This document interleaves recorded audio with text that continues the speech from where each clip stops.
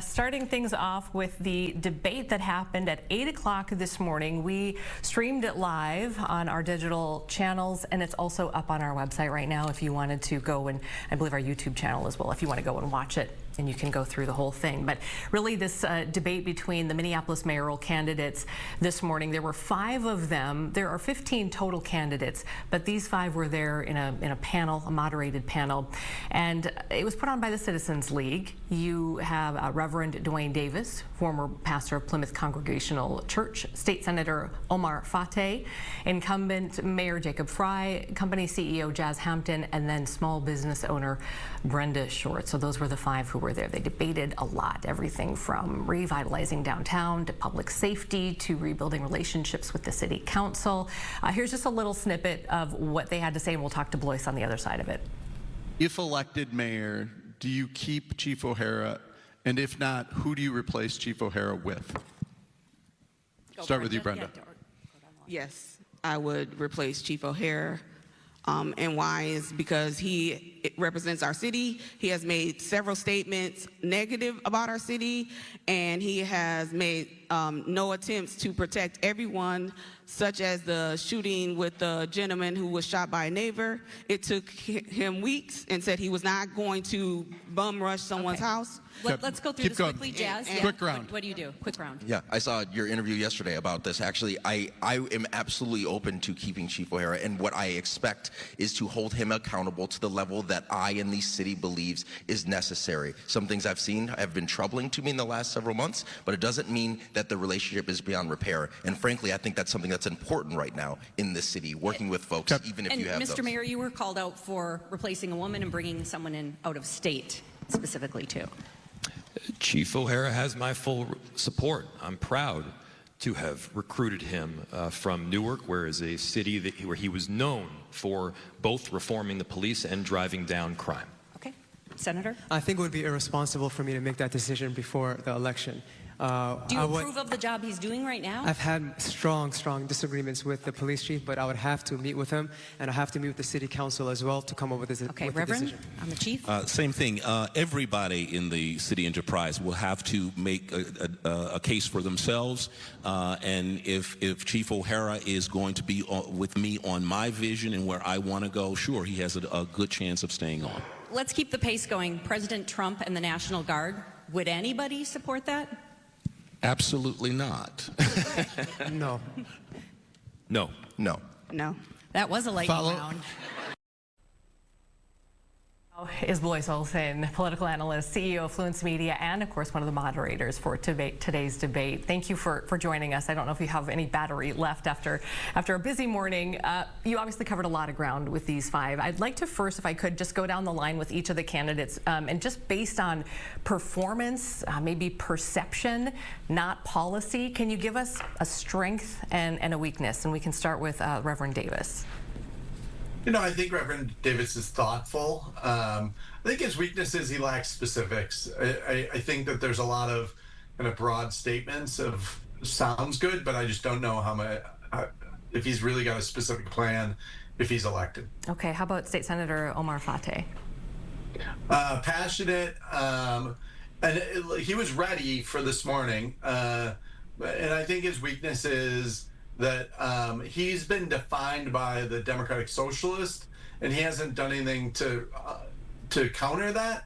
But he says that he doesn't agree with them on all. But he lacks the kind of clarity on where he stands on key issues.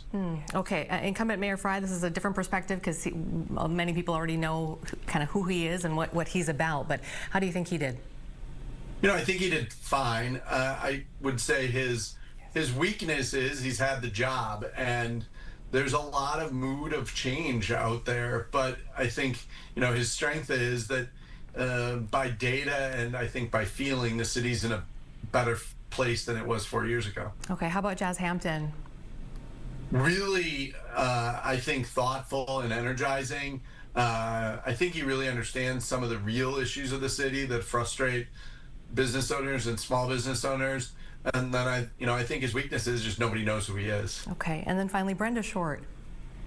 Her strength is she has a real lived experience, and I think represents the people who are too often unseen in the city. And then I think her weakness is, she doesn't have a lot of name ID, and her campaign operation is fairly anemic. Okay. These five, I was curious, are these the five that are considered front runners, or how were these five chosen? Yeah, we didn't, as a moderator, I didn't choose who would be there, but they are thought to be the front runners. They've shown traction or support. With 15 people in ranked choice voting, it's really tough to assess where the race is. But from polling that I have seen and fundraising, these were probably the top five. Okay. A little bit on policy here, because I know you guys covered this extensively, but I'm just curious, broad stroke here, if you can tell us are some of these candidates overlapping? And I know that varies from public policy to downtown, but do you know what I'm saying? Are some kind of seeming to go in the same stream of thought? Or are there outliers? Because they're all sort of either DFL, identifies DFL Democratic, or I believe Brenda, she didn't really have a party affiliation, but talked about transparency, social justice. So, sorry, go ahead. No, I would just say this. I mean, first and foremost it's a Democratic city. So the Democratic Party or those aligned with it are going to be more successful in this day and age in Minneapolis. The one thing that I don't know that viewers have seen or paid attention to is there's a clear alliance between Jazz Hampton, Dwayne Davis, and Omar Fateh. They campaign together, they have rallies together, and they gang up on Mayor Fry together.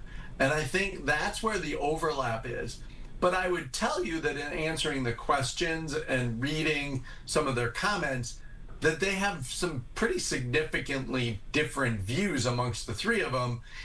And so it looks like they're overlapping. But for instance, the answer on economic development for small businesses was very different between Jazz Hampton and Omar Fateh, but yet they both, talk about change, etc. So I would just leave it at that, is to say there is overlap, but they're still lacking the details of, if mayor, what would you do? So it's tough to see how the overlap would play out. Yeah, just based on, again, not so much personality or performance here, but based on policy, is there a candidate here or candidates that you think would have more success with the city council? Because I think it's well documented that Mayor Fry and the city council have been at odds in a big way over the course of his tenure.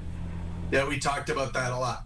There's 13 city council members, and what I would say, Amy, is that I think the dynamics of the city council may be shaped by who wins or loses the mayor's race. So for instance, I get the sense that if Senator Fateh is successful, I think the current council and the next council would be more aligned with him. On the flip side, I think that if Mayor Fry is successful, I think you could see some city council races flip as well. I get the sense that Minneapolis voters are much more in the mood for one direction for the city rather than a divided view of the city. Yeah.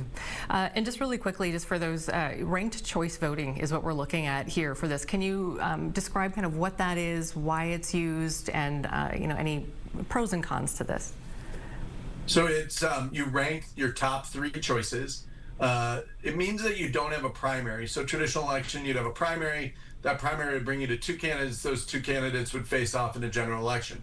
Ranked choice voting is one election that you rank your top three, and then as the candidates lose majority or plurality at the bottom of the ballot, they drop off, and then only those left on the ballot are eligible to receive votes. So it means you could have something which is called kind of a whiplash on ranked choice, where somebody could finish second, but in the second or third ballot, they actually propel themselves to first. So the advantages that advocates say is that it's one election, that the elections are more civil, that it gives third-party candidates or outsider candidates a better chance.